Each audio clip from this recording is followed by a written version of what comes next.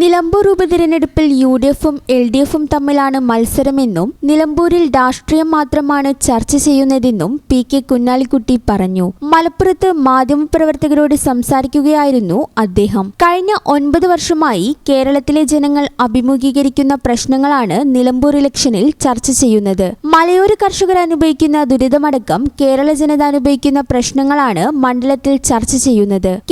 കേരള സർക്കാരുകളുടെ ജനദ്രോഹ നയങ്ങളും മണ്ഡലത്തിൽ ചർച്ച ചെയ്യുന്നുണ്ട്. യു.ഡി.എഫ് മണ്ഡലത്തിൽ വൻ ഭൂരിപക്ഷത്തോടെ വിജയിക്കുമെന്നും പി.കെ. കുഞ്ഞാലിക്കുട്ടി അഭിപ്രായപ്പെട്ടു.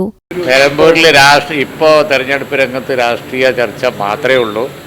അവിടെ തെരഞ്ഞെടുപ്പ് രംഗം വീക്ഷിക്കുന്ന ആർക്കും മനസ്സിലാവും അവിടെ ഡിസ്കഷൻ എന്ന് പറയുന്നത് ഇന്ന് കേരള സമൂഹം അനുഭവിച്ചുകൊണ്ടിരിക്കുന്ന വിഷയങ്ങളാണ്.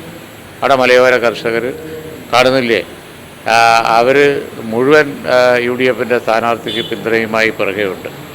അതുപോലെ തന്നെ യു.ഡി.എഫ് ക്യാമ്പിലെ അത്യുത്സാഹം കാണുന്നില്ല. അതിൻ്റെ കാരണം ജനങ്ങൾ അനുഭവിക്കുന്ന പ്രശ്നങ്ങളിൽ അവിടെ ചർച്ചയാകുന്ന വിഷയം അതാണ്. ആരെന്ത് ചർച്ചയാക്കിക്കൊണ്ട് നടന്നാലും അതല്ല അവിടുത്തെ ചർച്ച.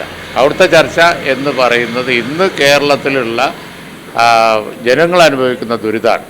ഇവിടെ കഴിഞ്ഞ 8-9 വർഷകാലമായി കേരളത്തിലുള്ള പ്രശ്നങ്ങൾ, അതുപോലെ തന്നെ കേന്ദ്രം ഇപ്പോൾ ഒരു റോഡ് ഉണ്ടാക്കിയിട്ട് കണ്ടില്ലേ, ആ റോഡിൻ്റെ കഥ കണ്ടില്ലേ. ആ റോഡ് ടെൻഡർ ചെയ്തതിൻ്റെ പകുതി സബ് ടെൻഡർ ചെയ്ത് ഉണ്ടാക്കിയ സമയത്ത് തന്നെ ജനങ്ങൾ മുഴുവൻ പറഞ്ഞതാണ് ഈ റോഡ് നിൽക്കൂലാന്ന്. തോടൊഴുകി പോണ സ്ഥലത്താണ് നേരെ മതിൽ കെട്ടിപ്പോക്കിയത്. ഇത്തരം കാര്യങ്ങളൊക്കെ കേരളത്തിൽ നടക്കുകയാണ്. കൈത്തോടൊഴുകിപ്പോകുന്ന തോട്ടിലാണ് മതിൽ കെട്ടിയത്. അന്ന് നാട്ടുകാർ പറഞ്ഞു ഇവിടെ പാലം വേണം. ഇതൊന്നും ചർച്ചയാക്കാതെ ഇറലവൻ്റ് ആയിട്ടുള്ള കാര്യങ്ങൾ ചർച്ചയാക്കിയ മീഡിയക്ക് അത് ചർച്ചയാക്കി കൊണ്ടു നടക്കാം എന്നല്ലാതെ നിലമ്പൂരിലെ വിഷയം എന്ന് പറയുന്നത് ജനകീയ പ്രശ്നങ്ങളാണ്. ഈ channel news Malappuram. Ampere College of Science offers hospital administration course, MBA in healthcare management, training tie-up with multi-specialty hospitals and medical colleges. Visit www.amperecollege.in. Ampere College of Science, Kuttipuram.